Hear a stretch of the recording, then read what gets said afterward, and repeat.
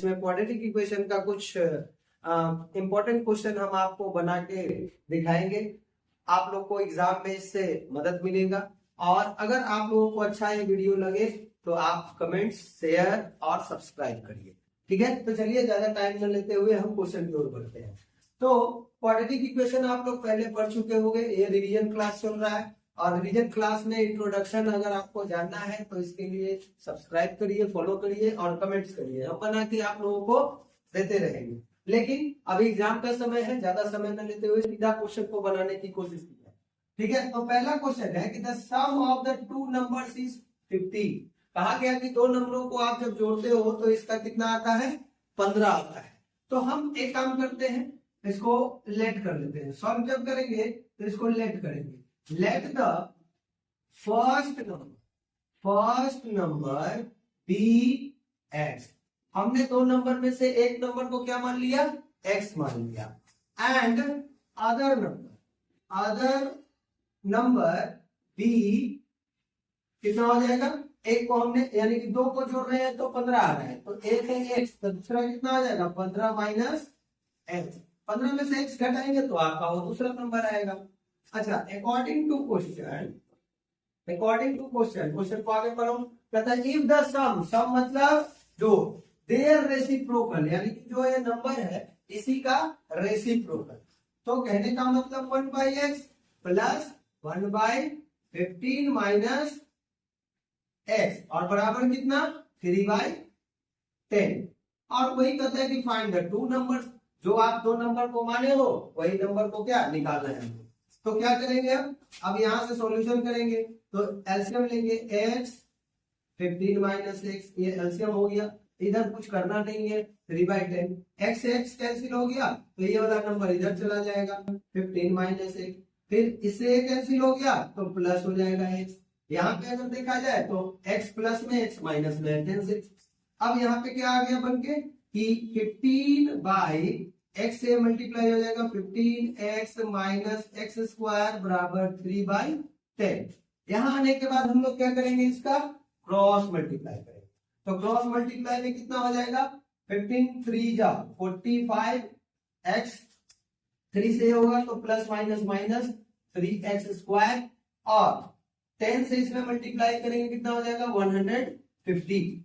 अब इसको हम क्या करेंगे? अरेंज कर लेते हैं। तो minus 3x square plus 45x, और इसको इधर लेके आते हैं तो माइनस 150 बराबर 0। ये क्वाड्रेटिक इक्वेशन का स्टैंडर्ड फॉर्म होता है। तो आपको जब भी इस तरह का फ्रैक्शन में मिले सबसे पहले कोशिश ये करना है कि आप इसको इस रूप में यानी कि स्टैंडर्ड फॉर्म में बनाने की कोशिश। अब यहाँ आने के बाद देख रहे हैं कि आगे माइनस है, तो जब आप फैक्टराइजेशन, क्योंकि क्वाड्रेटिक इक्वेशन जब बनता है तो या तो फैक्टराइजेशन से या फॉर्मूला मेथड से, तो हम यहाँ फैक्टराइजेशन मेथड का प्रयोग करेंगे। ठीक है, तो यहाँ माइनस है तो माइनस को हटाने के लिए क्या करेंगे? Divided by minus. तो माइनस से डिवाइड करेंगे तो हो जाएगा 3x स्क्वायर, और ये हो जाएगा प्लस है तो माइनस 45x, और ये माइनस है तो प्लस 150। अभी भी हम इस इक्वेशन को छोटा कर सकते हैं। जहां आपको नजर आए कि इक्वेशन डिवाइड हो जाए तो उसको आप डिवाइड करके थोड़े छोटे कर दो, क्योंकि छोटे करोगे तो कैलकुलेशन इजी हो जाएगा। तो यहाँ क्या करेंगे? देख रहे हैं 3 से ये भी डिवाइड होगा, ये भी डिवाइड होगा, ये भी डिवाइड होगा। तो यहाँ लिख देंगे डिवाइडेड बाय 3। चाहते तो हम यहाँ -3 से शुरू में ही कर देते, लेकिन आप लोगों को समझाने के लिए ऐसा किया गया। ठीक है, अच्छा, यहाँ से 3 से अगर डिवाइड करेंगे तो x स्क्वायर माइनस 15x, और ये हो जाएगा कितना? प्लस कितना हो जाएगा? 3 से तो हो जाएगा कितना? 5 3 15 50 बराबर कितना? 0। अब आपको लाना कितना है? 50। तो 50 को ऐसा करो कि ये 15 आ जाए। ठीक है, तो 50 कितना?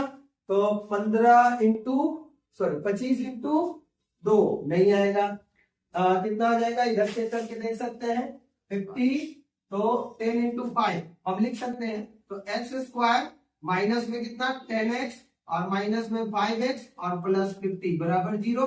यहाँ से x कॉमन ले लिए तो ये बच गया x माइनस 10, यहाँ से -5 कॉमन लिए तो ये बच गया x माइनस 10 बराबर 0। तो यहाँ कितना हो जाएगा? x माइनस 10, और एक आ गया x माइनस 5 बराबर 0। तो x बराबर x माइनस 10 बराबर 0 और यहाँ हो गया x माइनस 5 बराबर 0। तो x बराबर कितना इधर वैल्यू आया 10 और इधर आया x बराबर 5। तो कहने का मतलब ये दोनों जो आपका नंबर है, ये दोनों नंबर में से हम किसी को क्या कर सकते हैं, रख सकते हैं किसी को, क्योंकि दोनों पॉजिटिव इंटीजर है। तो हम चाहे तो x का वैल्यू ये रख के बना दे या x का वैल्यू ये रख के बना दे, दोनों आपका सेम आंसर आएगा। इसका मतलब क्या हुआ कि पहला नंबर को अगर 10 मानते हो तो दूसरा नंबर कितना हो जाएगा 5। अगर पहला नंबर को 5 मानते हो तो दूसरा नंबर कितना हो जाएगा 10। तो कहने का मतलब अब अकॉर्डिंग टू क्वेश्चन क्या बताया गया कि दोनों नंबर को जोड़ने पर 15 आना चाहिए। तो अगर हम यहाँ 5 मानते हैं तो अगर 5 यहाँ लिखते हैं और इसका वैल्यू 10, तो दोनों को ऐड करोगे तो कितना आएगा 15। तो इस तरीके से आप एग्जाम में क्वेश्चन को आसान तरीके से सॉल्व कर सकते हो। तो अब हम लोग एक क्वेश्चन अगर समझ में आया तो स्क्रीनशॉट आप ले सकते हो, ठीक है, और फिर हम दूसरे क्वेश्चन की ओर बढ़ते हैं। ठीक है, तो बढ़ते हैं हम लोग नेक्स्ट क्वेश्चन। तो अब बढ़ते हैं हम लोग नेक्स्ट क्वेश्चन की ओर। नेक्स्ट क्वेश्चन क्या है क्वाड्रेटिक इक्वेशन का, और ये सारे क्वेश्चन आपके लिए इंपॉर्टेंट है, तो आराम से देखिए इस वीडियो को और ज्यादा से ज्यादा शेयर करिए। ठीक है, तो क्वेश्चन क्या है, a motor boat whose speed is 18 kilometre per hour. कहता है कि मोटर बोट है जो 18 किलोमीटर प्रति घंटे की स्पीड से चल रही है। कौन से पानी में, स्टील वाटर। स्टील वाटर मतलब ठहरे हुए पानी में। ठीक है, takes 1 hour more to go 24 kilometre upstream. और अप स्ट्रीम डाउन स्ट्रीम ये आपको लीनियर इक्वेशन में इससे पहले वाले वीडियो में हम समझाए हैं। अगर आपको फिर भी नहीं समझ में आया तो आप उस वीडियो को आप देखिए। ठीक है, और अप स्ट्रीम क्या होता है उसको आप समझिए। Then to return downstream, यानी कि कहने का मतलब एक मोटर बोट है जिसका स्पीड 18 किलोमीटर प्रति घंटा है। ठीक है, तो 1 घंटा वो ज्यादा लगाता है। कब लगाता है, जब वो 24 किलोमीटर अप स्ट्रीम में ट्रेवल करता है। अप स्ट्रीम का मतलब क्या हुआ, ये अगर मान के चलो पानी ऐसे जा रहा है तो मोटर बोट ऐसे आ रहा है, तो इसका मतलब है कि अगर स्ट्रीम यहाँ पे हमको निकालना क्या है, पहले वो देख लेते हैं द सेम स्पॉट, तो find the speed of stream. तो अगर ये धारा की चाल को हम x मान लेते हैं और मोटर का चाल कितना बताया गया 18 किलोमीटर पर, अगर ये डाउन स्ट्रीम में है तो क्या हो जाएगा, ये दोनों आपस में ऐड हो जाएगा। अगर ये अप स्ट्रीम में है तो एक दूसरे से क्या हो जाएगा, माइनस हो जाएगा। तो इसी चीज को हम लेट कर देते हैं, let the speed of stream, क्योंकि हमको यही निकालना है, x किलोमीटर पर। ठीक है, हमने मान लिया कि जो स्ट्रीम है, धारा है, उसकी चाल क्या है x किलोमीटर। अच्छा, मोटर बोट की चाल आपको पता ही है। ठीक है, और गिवन में क्या है कि स्पीड ऑफ मोटर बोट बराबर 18 किलोमीटर पर आवर। ठीक है, अब यहाँ पे बात करो दो सिचुएशन, एक अप स्ट्रीम है, डाउन स्ट्रीम है। अच्छा, टोटल डिस्टेंस कितना है, टोटल डिस्टेंस बराबर 24 किलोमीटर, यानी कि कहने का मतलब ये 24 किलोमीटर यहां से जाता है पहले, फिर उसके बाद आता है। ठीक है, तो कहने का मतलब हमको स्ट्रीम का क्या निकालना है, स्पीड निकालना है। तो अब यहाँ दो सिचुएशन है, अगर दोनों सिचुएशन को देखा जाए तो फर्स्ट केस में क्या हो रहा है, फर्स्ट केस, तो फर्स्ट केस में आपका क्या हो रहा है, तो बताया गया क्या कि अप स्ट्रीम। फर्स्ट केस में क्या हो रहा है, अप स्ट्रीम, तो यहां लिखेंगे up stream, up stream, up stream. तो क्या लिखेंगे, the speed of motor boat. अब आप ही बताइए, अगर यहाँ पे स्पीड ऑफ मोटर बोट को लिखा जाए तो कितना होगा, तो मोटर बोट का स्पीड कितना हो जाएगा, पहले तो 18 किलोमीटर प्रति घंटा चल रही थी और बाद में अप स्ट्रीम का, यानी कि धारा के विपरीत चल रही है। इसका मतलब क्या होगा कि मोटर का स्पीड कम होगा। तो यहाँ कितना लिखेंगे, 18 minus x kilometre per our. उसी तरीके से डाउन स्ट्रीम, तो डाउन स्ट्रीम में क्या हो जाएगा, डाउन स्ट्रीम, तो डाउन स्ट्रीम में क्या हो जाएगा, the speed of motor boat बराबर यहाँ पे माइनस क्यों हुआ, क्योंकि ये धारा का विपरीत चल रहा था। यहाँ प्लस होगा, क्यों होगा, 18 प्लस एक्स, ये खुद ही समझ सकते हो। अप स्ट्रीम, अप स्ट्रीम का मतलब धारा के उल्टा, और डाउन स्ट्रीम मतलब धारा के साथ। तो धारा के साथ जब चलेगा तो स्पीड प्लस हो जाएगा, और धारा के विपरीत चलेगा तो स्पीड माइनस होगा। अब ये दो सिचुएशन दिया है, टोटल डिस्टेंस आपको यहाँ दिया है, तो आप पढ़े होंगे कि स्पीड बराबर स्पीड या फिर टाइम बराबर, टाइम बराबर क्या होता है, डिस्टेंस बाय स्पीड। इसी चीज को हम यूज करेंगे। तो डिस्टेंस कितना है, 24 किलोमीटर। स्पीड कितना है, तो स्पीड पहले क्या है, आप स्ट्रीम, तो आप स्ट्रीम को पहले लिखेंगे, यानी कि 18 माइनस एक्स, ठीक है। अच्छा, फिर कहता है कि डाउन स्ट्रीम, तो स्पीड तो उतना ही है, और डाउन स्ट्रीम में क्या कितना स्पीड है, डिस्टेंस वही है, और डाउन स्ट्रीम में 18 प्लस एक्स बराबर कितना घंटा कम लेता है, 1 आवर। तो बीच में अब क्या लेंगे, तो यहां अगर दोनों कांस्टेंट है तो इसका मतलब है कि माइनस होगा, ठीक है, तो यहां माइनस लगा देंगे। इसके बाद हम इसको चाहे तो फॉर्मूला मेथड से या फिर हम इसको फैक्टराइजेशन मेथड से सॉल्व कर सकते हैं। तो अब इसको कैसे सॉल्व किया जाए, तो अभी अभी हमें क्वेश्चन पता है, इससे पहले ऐसा जब भी सिचुएशन है तो क्या निकालेंगे, एलसीएम। तो इसका एलसीएम अगर निकाला जाए तो कितना आ जाएगा, 18 माइनस एक्स और 18 प्लस बराबर, इधर 1 का 1 रहेगा, 18 माइनस एक्स कैंसिल हो गया, तो इसका मतलब है इससे मल्टीप्लाई होगा, 24 18 प्लस एक्स, और माइनस है तो माइनस लेंगे, फिर ब्रैकेट में इससे कैंसिल हुआ तो इससे मल्टीप्लाई हो जाएगा। तो मल्टीप्लाई में कितना होगा, 24 इंटू, एक बार इधर प्लस हुआ इधर माइनस, 18 माइनस एक्स, ठीक है।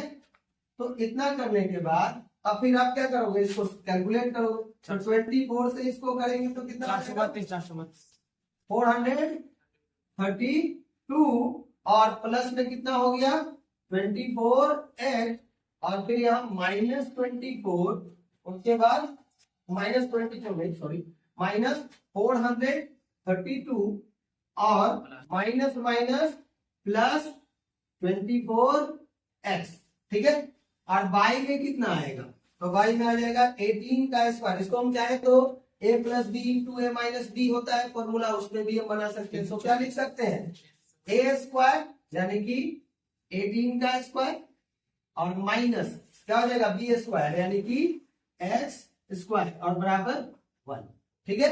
अब इसको सॉल्व, तो यहाँ देख रहे हैं कि एक 432 माइनस में, एक 432 प्लस में, तो ये कैंसिल हो गया, ये दोनों जुड़ के कितना हो गया, 48 एक्स, ठीक है। उसके बाद नीचे 18 का स्क्वायर 324, और माइनस एक्स स्क्वायर बराबर 1। अब इसको हम क्या करेंगे, अरेंज करेंगे। अब अरेंज करेंगे तो उसके लिए थोड़ा स्पेस आपको चाहिए, तो आप लोग अगर इतना बात समझ गए हो तो इसको आप स्क्रीनशॉट ले सकते हो या अपने नोटबुक में नोट कर लो, ठीक है। अब इसके बाद अगर देखा जाए तो इसको, हाँ, तो इसके बाद यहाँ पे अब जब ऐसा आ जाएगा तो इसको हम करेंगे क्रॉस मल्टीप्लाई में। अब क्रॉस मल्टीप्लाई में कितना हो जाएगा, तो इसको हम लिख सकते हैं minus x square plus 324 is equal to 48 x, ठीक है। आप उन सबको एक साइड करेंगे, तो minus x square minus 48 x और प्लस 324 बराबर 0, यहाँ कर देंगे डिवाइडेड बाय माइनस। अब माइनस से इसको डिवाइड करेंगे, कितना हो जाएगा, x square plus 48 x minus 324 बराबर 0। अब कहने का मतलब इसको ऐसा तोड़े कि 48 आ जाए, जोड़ने या घटाने पर। तो आप लोग कैलकुलेट करना, एक्स स्क्वायर अगर हम इसको लिख दे प्लस 54 एक्स और माइनस कितना 6 एक्स, तो इसको अगर देखा जाए तो 54 में से 6 माइनस करेंगे 48, ठीक है, और इन दोनों को मल्टीप्लाई करेंगे इतना, तो फिर हो जाएगा ये सही है 324 बराबर 0। अब यहाँ से कॉमन लेंगे x, तो क्या बचेगा x प्लस 54, और यहाँ से माइनस लेंगे 6, और क्या बचेगा x और माइनस माइनस प्लस 300 माइनस कितना आ जाएगा 54 बराबर 0। यानी कि यहाँ x माइनस 6 और एक आया x प्लस 54 बराबर 0। तो एक बार हम लिख सकते हैं इसको x माइनस 6 बराबर 0, और एक बार x प्लस 54 बराबर 0। तो कितना हो जाएगा, x बराबर 6 और यहाँ आ गया x बराबर -54। तो यहाँ जब दो आंसर निकल के आया x का, तो इसमें आपको कौन सा आंसर लिखना है, तो यहाँ पे स्पीड कभी माइनस में नहीं होता है, तो इसीलिए स्पीड में x का वैल्यू क्या रखेंगे, 6 रखेंगे। तो अगर देखा जाए तो आंसर तो आपका निकल के आ गया। लास्ट में आपको क्या लिखना है, आपको क्या निकालना था, find the speed of stream. तो हम देयरफॉर लिख सकते हैं, देयरफॉर लास्ट में लिख सकते हैं कि therefore the speed of stream बराबर 6 किलोमीटर पर आवर। ये आपका आंसर निकल के आएगा। तो ये क्वेश्चन उम्मीद है कि आप लोगों को समझ में आया होगा, और इसके बाद भी हम क्वेश्चन अभी बनाएंगे, तो आप लोग वीडियो में बने रहिए, ठीक है। तो बढ़ते हैं, तो अब बढ़ते हैं हम लोग नेक्स्ट क्वेश्चन की ओर। ये क्वेश्चन भी बड़ा इंपॉर्टेंट है, जो एग्जाम में आ सकता है। 90% चांस से किया जाएगा, 10% में आपका किस्मत, ठीक है। तो अब ये क्वेश्चन को समझते हैं। अभी इसी टाइप का क्वेश्चन बना है, कहता है कि इन अ फ्लाइट ऑफ 600 किलोमीटर, तो आपका गिवन समझ में आता है, उसको आप समझते जाओ। तो ये 600 किलोमीटर क्या है, टोटल डिस्टेंस। तो पहले तो समझना है टोटल डिस्टेंस कितना है, 600 kilometre. And aircraft was down, कहता है कि ये 600 किलोमीटर डिस्टेंस ट्रेवल कर रहा है, लेकिन इसका स्पीड जो है ना वो घट जाता है।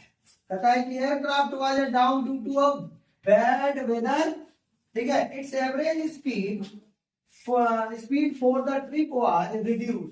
अब कहता है कि जितना वो स्पीड से चल रहा था ना, उससे 200 किलोमीटर इसका स्पीड घट जाता है, और इसका वजह क्या है, बैड वेदर, ठीक है। तो बैड वेदर के कारण इसका स्पीड घट गया। From its usual speed and time of flight increase, और उसको 30 मिनट का ज्यादा समय लगता है पहुंचने में। तो find the schedule duration of flight, ठीक है। तो हम, इसका मतलब है कि जो फ्लाइट था वो पहले कितने स्पीड से चल रहा था, उसी चीज को हमको निकालना है। तो हम मान लेते हैं let the usual speed of flight कितना हो जाएगा, इसको हम मान लेते हैं bx, किलोमीटर प्रति घंटा, ठीक है। अच्छा, अब सिचुएशन क्या है कि वेदर खराब हो गया, मौसम खराब होता है तो स्पीड तो किसी का भी प्लेन का स्पीड कम हो जाएगा। तो बैड वेदर के कारण इसका स्पीड क्या हो गया, 200 किलोमीटर कम हो गया। तो हम यहाँ लिख सकते हैं न्यू स्पीड ऑफ फ्लाइट कितना हो जाएगा, b, पहले से x चल रहा था, अब कितना 200 किलोमीटर घट गया है, इसका मतलब x माइनस 200 किलोमीटर पर, ठीक है। तो अब ये जो सिचुएशन दिया हुआ है, अब यहाँ डिस्टेंस भी आपको पता है और टाइम भी आपको पता है, कितना 30 मिनट का समय ज्यादा लेता है। तो हम इससे एक इक्वेशन बनाएंगे, और वो इक्वेशन कैसे बनेगा, तो टोटल डिस्टेंस, यानी कि इसका फॉर्मूला क्या होता है, डिस्टेंस बाय स्पीड बराबर टाइम। हम इसी फॉर्मूले का प्रयोग करेंगे। तो डिस्टेंस कितना है, 600 किलोमीटर, ठीक है। और अब यहाँ पे इसका रिड्यूस जो स्पीड है उसको पहले लिखे, यानी कि x माइनस 200, और फिर ऊपर में कितना है 600, ये पहले चल रहा था x की स्पीड से, बीच में क्या लगा देंगे माइनस, ठीक है। क्यों, क्योंकि ऊपर का डिस्टेंस सेम रहे तो ज्यादातर माइनस का यूज किया जाता है। और बराबर टाइम कितना रहा है 30 मिनट, 30 मिनट को आवर में कन्वर्ट करेंगे, और आवर में कन्वर्ट करेंगे तो कितना हो जाएगा 1/2 आवर, ठीक है। यानी कि हाफ आवर को कन्वर्ट करेंगे तो 1/2 आएगा। अब इसी चीज को आपको कैलकुलेट करना है, तो कैलकुलेट करना है तो अभी बताए थे आप लोग को x माइनस 200, और यहाँ पे हो गया x, और बराबर में कितना 1/2 रहेगा ही। इससे कैंसिल हो गया तो इससे मल्टीप्लाई हो जाएगा, यानी कि 600x, माइनस का साइन है माइनस लगाएंगे, इससे कैंसिल हो गया, इसको इधर लेके जाएंगे तो 600 से मल्टीप्लाई हो जाएगा ये, यानी कि x माइनस 200, ठीक है। अब हम क्या करेंगे नेक्स्ट में कि ये तो सेम है 600x, और यहाँ कितना हो जाएगा माइनस 600, तो मल्टीप्लाई करेंगे तो 600x, और माइनस हो जाएगा माइनस माइनस प्लस, 6 2 जा 12, 12 पे कितना जीरो आएगा, 2 और 2 4, ठीक है। और बराबर कितना हो गया 1/2, 2 और बाई में क्या आएगा, नीचे मल्टीप्लाई करेंगे तो एक्स स्क्वायर और माइनस 200x। ठीक है, अब इतना आने के बाद इसको थोड़ा सा कैलकुलेट कर लेते हैं। तो 600 प्लस में है, 600 माइनस में है, दोनों कैंसिल। ठीक है, तो ऊपर कितना बच गया 1,20,000। ठीक है, उसके बाद नीचे कितना बचा, एक्स स्क्वायर माइनस 200x बराबर 1/2। अब यहाँ पे क्या करेंगे हम लोग, क्रॉस मल्टीप्लाई करेंगे।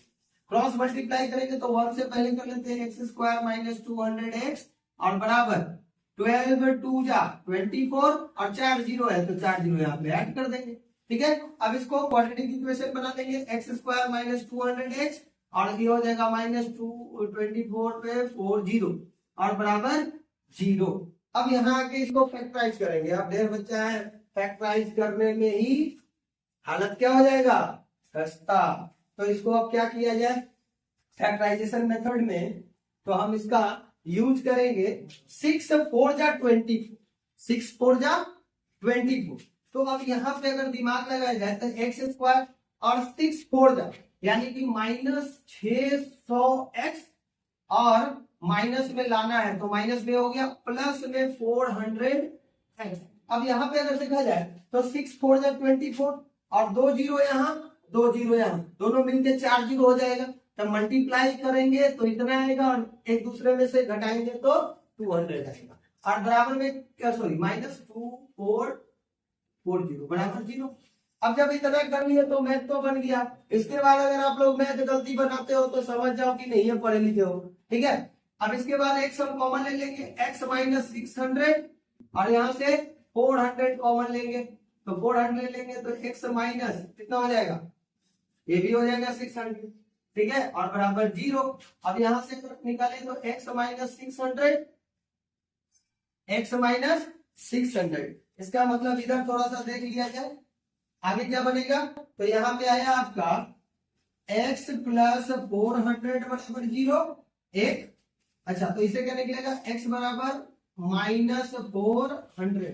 ठीक है, ये पहला निकल गया x का वैल्यू और दूसरा x माइनस 600 बराबर 0, तो x बराबर आया 600। अब आप ही लोग बताओ कि हमको क्या निकालना है, स्पीड निकालना है। तो स्पीड क्या माइनस में हो सकता है, सोचने वाली बात है। स्पीड ऑलवेज प्लस में होता है, तो इसीलिए हम माइनस वाले आंसर को नहीं लेके चलेंगे। कौन से आंसर को लेके चलेंगे, प्लस वाले। तो यहाँ पे आंसर कितना निकल के आया, 600 किलोमीटर। तो देयरफॉर द यूजुअल लिख सकते हैं, यूजुअल स्पीड ऑफ फ्लाइट बराबर 600 किलोमीटर बराबर, ये आपका आंसर निकल के आएगा। और ये आप लोग ध्यान रखोगे कि ये क्वेश्चन आपके लिए बहुत ही इंपॉर्टेंट होने वाला है एग्जाम के पॉइंट ऑफ व्यू से। तो अब इसी तरह के क्वेश्चन को हम बनाने की कोशिश करेंगे। अभी तो ये क्वाड्रेटिक इक्वेशन का चल रहा है, अब इसके बाद एपी भी आएगा, इसके बाद डिस्टेंस फॉर्मूला आएगा, ट्रिग्नोमेट्री आएगा। तो बहुत सारे जितने भी चैप्टर आपके सिलेबस में है उससे जो आपका इंपॉर्टेंट क्वेश्चन निकल के आएगा, हम उसका वीडियो बना बना के आप लोगों तक भेजेंगे। आप लोगों का काम है कि इस वीडियो को शेयर करिए, सब्सक्राइब करिए, और ऑफलाइन क्लास भी हमारा चलता है, उसके बारे में डिटेल हम आपको कमेंट्स में बताएंगे। ठीक है, अब बढ़ते हैं नेक्स्ट क्वेश्चन की। तो अब हम बढ़ते हैं नेक्स्ट क्वेश्चन की ओर। ये सारे क्वेश्चन आप लोग रिवाइज करते रहना, एग्जाम में आपको जरूर काम आएगा, और जब काम आएगा तो मेरा नाम भी आएगा। ठीक है, तो आप लोग मेरा काम और मेरा नाम बरकरार रखिए। ठीक है, तो बढ़ते हैं हम लोग नेक्स्ट क्वेश्चन की ओर। शॉपकीपर बाय, ध्यान से क्वेश्चन को एग्जाम में पढ़ना है और उसके बाद उसको सॉल्व करना है। ऐसा नहीं कि क्वेश्चन पढ़े नहीं, नंबर देखे और इक्वेशन बना दिए तो गलती हो जाएगी। पहले एग्जाम जब बैठो एग्जाम देने के लिए तो उसको क्वेश्चन को अच्छे तरीके से पढ़ो। क्या कहता है कि a shopkeeper buy certain number of book in ₹80। कहता है एक शॉपकीपर है, उसने कुछ किताबें खरीदी, कितने पैसे में, 80 रुपए में। If he by 4 more book, अगर वो 4 किताब ज्यादा खरीदता तो new cost price of each book is reduced by 1। अगर वो 4 किताब ज्यादा खरीदे तो क्या हो जाएगा, 1 रुपया उसका दाम कम लगेगा।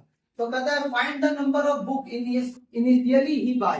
तो आपको बताना है कि वो कितने किताब को खरीद सकता है। अगर वो 80 रुपए में कुछ किताब खरीदा, अगर 4 किताब ज्यादा खरीदेगा तो उसको कितने किताब उसको मिल सकते। तो सबसे पहला तो हम देखेंगे कि हम लेट कर लेते हैं, जो हमको निकालना रहे उसको आप क्या कर लो, लेट कर लो।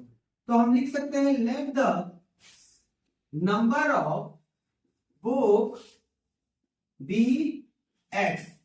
ठीक है, तो हम मान लिए कि पहली बार इसने एक्स किताब को खरीदा। ठीक है, अच्छा टोटल कॉस्ट कितना है, 80 रुपये। तो इसका मतलब है the cost of each book कितना हो जाएगा, बराबर 80 रुपया ऊपर और कितना किताब खरीदा, एक्स किताब। ठीक है, तो ये the cost of each book, यानी कि इतना रुपया मान के चले कि ये किताब का दाम आया। ठीक है, अब कहता है इफ इंक्रीज, है ना, if he increase 4 books the number of books बराबर कितना हो जाएगा, पहले से एक्स किताब खरीदा तो एक्स, और 4 किताब इसने ज्यादा खरीदा तो एक्स प्लस 4। ठीक है, अब इतना किताब और कि पैसा कितना है, 80 रुपया ही। तो अब इसके हिसाब से अगर देखा जाए तो the cost of each book कितना हो जाएगा, तो पहले 80 रुपया है और बाई में कितना आ जाएगा, एक्स प्लस 4। ठीक है, तो अब ये इतना किताब खरीदा। ठीक है, तो अब कहता है कि अगर 4 किताब ज्यादा खरीदा तो कितना पैसा इसका घट रहा है, 1 रुपया कम हो जा रहा है। तो इक्वेशन हम बना सकते हैं अकॉर्डिंग टू क्वेश्चन। ठीक है, क्या 80 बाई एक्स और 80 बाई एक्स प्लस 4, और बीच में क्या रहेगा, हम इतना क्वेश्चन अभी बताया, दोनों जब नंबर सेम रहे तो माइनस लगा, तो बिना पूछे हुए माइनस लगाओ, सही हो जाएगा। ठीक है, और कितना दाम घट रहा है, 1 रुपये, तो 1 रुपये आप इससे शो कर दिए। अब इस इक्वेशन को तो आप भी बना सकते हो। ठीक है, अभी 3-4 क्वेश्चन में हम बना के आपको बताए हैं, अगर नहीं बन पाए तो आप लोग ध्यान से इधर देखो। इसका क्या निकालेंगे, एलसीएम, एक्स प्लस 4 और बराबर इधर 1 रहेगा, एक्स एक्स कैंसिल, इससे मल्टीप्लाई हो जाएगा तो 80 बाई एक्स प्लस 4 और माइनस है, इससे कैंसिल हो गया तो ये हो गया 80x। अब इसको फिर सॉल्व कर लेते हैं, 80x प्लस 8 4 जा 32 320 और माइनस 80 और बाई में नीचे हो जाएगा एक्स स्क्वायर प्लस 4x और बराबर 1 x और ये x क्या हो गया, 80x प्लस में 80x माइनस में, ये आपका कैंसिल हो गया। अब जो निकल के आया वो क्या निकल के आया, 320 और कितना पाई में आपका एक्स स्क्वायर प्लस 4x और बराबर 1।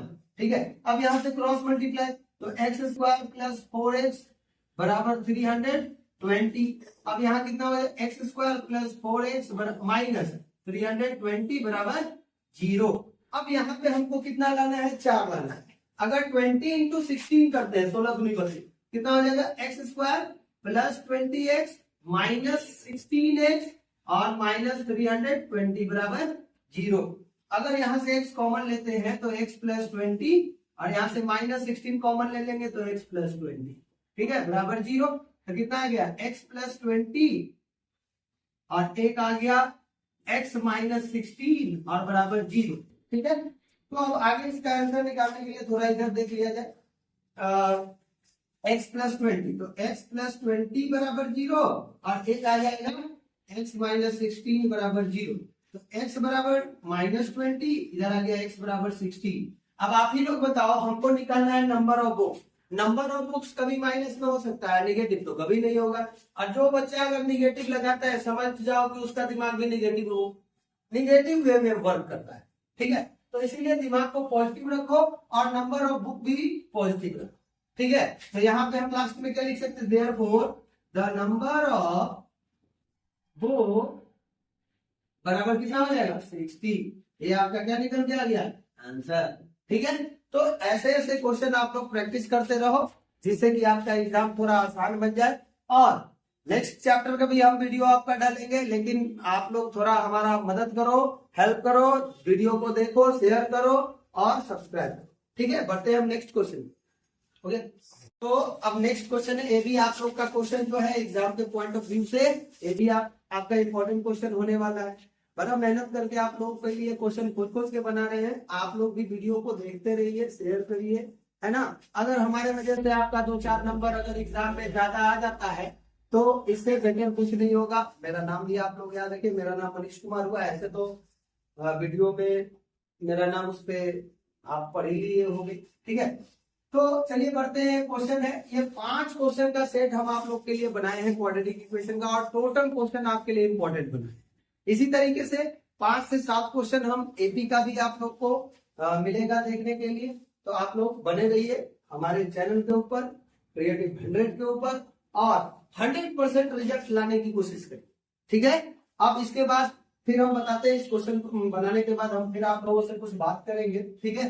कहता है पिता फादर्स एज, कहता है पिता है जिसका उम्र 3 गुना है। 3 टाइम्स का मतलब 3 गुना है, किससे है? Sum of the age of this 2 children.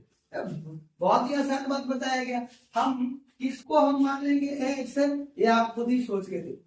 हम पिता के उम्र को एक समान लेते हैं, इसके दोनों लड़के का सम वाला एज को वाई मान लेते हैं, ठीक है। तो हम यहां लिखेंगे let the age present age, हम क्योंकि हमको निकालना है present age, let the present age of father.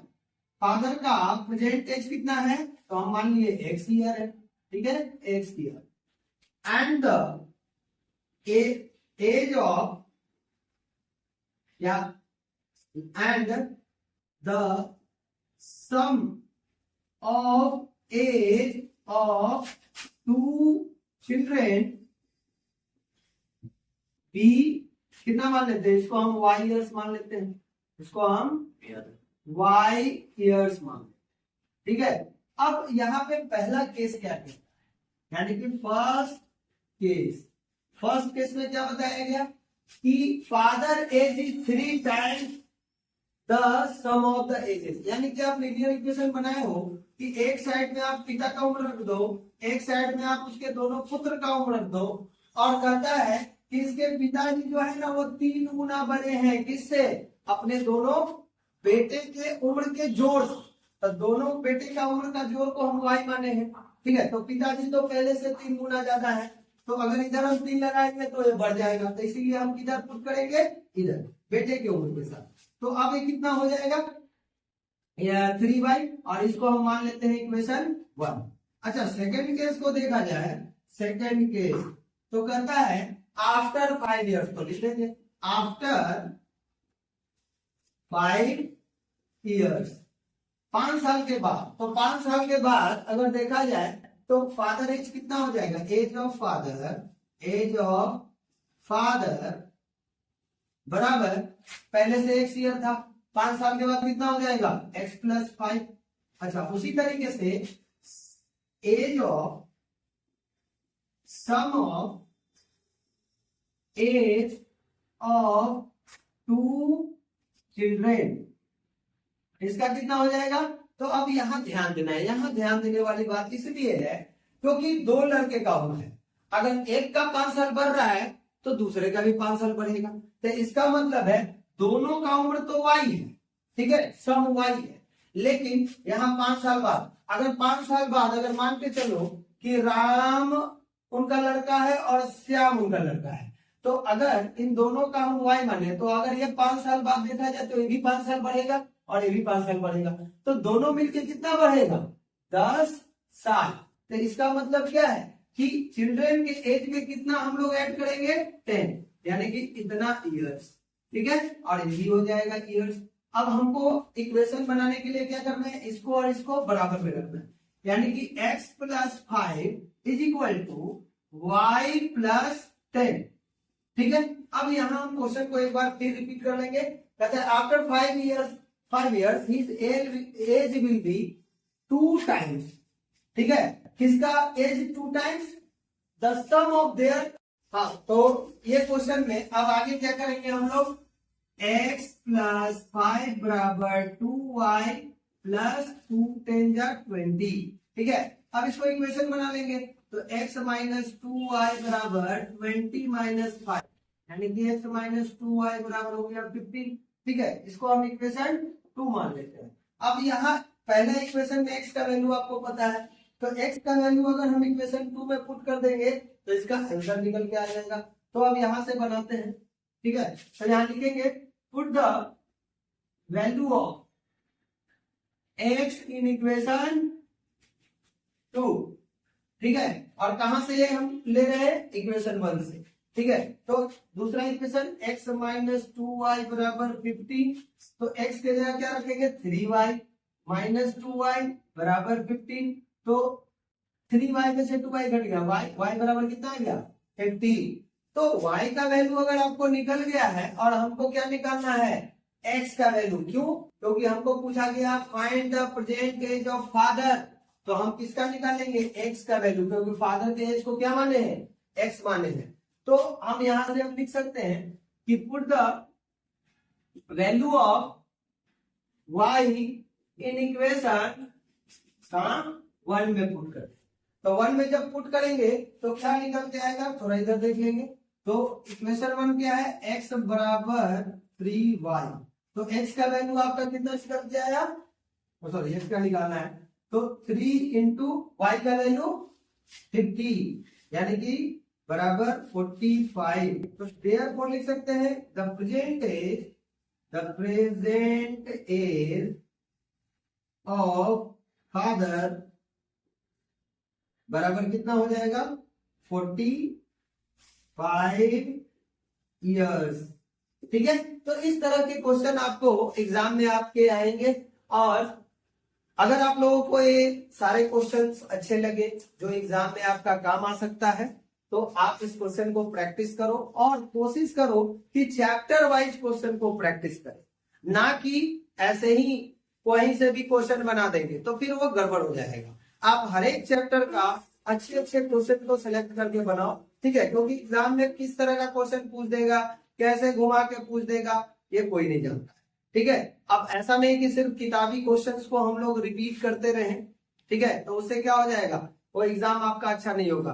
तो अच्छे अच्छे क्वेश्चन को सिलेक्ट करेंगे और उसको बनाने की कोशिश करेंगे, क्योंकि अभी 2 महीना समय है और 2 महीने में आपका बहुत इंप्रूवमेंट हो सकता है। ठीक है, और ये तो मैथ का भी वीडियो है, मैथ का और भी चैप्टर का वीडियो हम बनाते रहेंगे, साथ में आप लोगों को साइंस का भी। तो अब नेक्स्ट क्वेश्चन है, ये भी आप लोग का क्वेश्चन जो है एग्जाम के पॉइंट ऑफ व्यू से ये भी आपका इंपॉर्टेंट क्वेश्चन होने वाला है। बड़ा मेहनत करके आप लोगों के लिए क्वेश्चन खोज के बना रहे हैं। आप लोग भी वीडियो को देखते रहिए, शेयर करिए, है ना। अगर हमारे वजह से आपका 2-4 नंबर अगर एग्जाम में ज्यादा आ जाता है तो इससे बेहतर कुछ नहीं होगा। मेरा नाम भी आप लोग याद रखिए, मेरा नाम मनीष कुमार हुआ। ऐसे तो वीडियो में मेरा नाम उस पर आप पढ़ ही लिए होंगे। ठीक है, तो चलिए बढ़ते हैं। क्वेश्चन है ये 5 क्वेश्चन का सेट हम आप लोग के लिए बनाए हैं क्वाड्रेटिक इक्वेशन का, और टोटल क्वेश्चन आपके लिए इंपॉर्टेंट बनाए हैं। इसी तरीके से 5 से 7 क्वेश्चन हम एपी का भी आप लोग को मिलेगा देखने के लिए। तो आप लोग बने रहिए हमारे चैनल के ऊपर, क्रिएटिव 100 के ऊपर, और 100% रिजल्ट लाने की कोशिश करिए। ठीक है, अब इसके बाद फिर हम बताते हैं, इस क्वेश्चन बनाने के बाद हम फिर आप लोगों से कुछ बात करेंगे। ठीक है, कहता है कि फादर्स एज, कहता है पिता है जिसका उम्र 3 गुना है। 3 टाइम्स का मतलब 3 गुना है। किससे है, sum of the age of his 2 children. बहुत ही आसान बात बताया गया। हम इसको हम मान लेंगे एक्स है, ये आप खुद ही सोच के देखिए। हम पिता के उम्र को एक समान लेते हैं, इसके दोनों लड़के का सम वाला एज को वाई मान लेते हैं।